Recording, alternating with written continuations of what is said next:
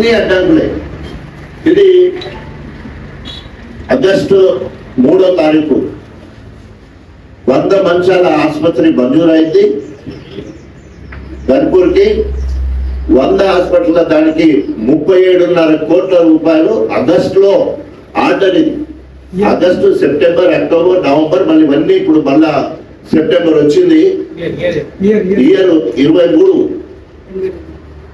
2023లో వచ్చింది. శంకుస్థాపన చేద్దామంటే అడ్డుపడ్డ ద్రోహి. ఎందుకంటే నేనే మళ్ళా మంత్రి అయినప్పుడే వేయాలని ఒక దురాశపరుడు. ఇది జీవం. మేమన్నీ మీకు కాపీలు ఇస్తాను మళ్ళీ. ఈ రకంగా గన్పూర్ 100 మంచాల ఆసుపత్రిని అడ్డుకున్నాడు.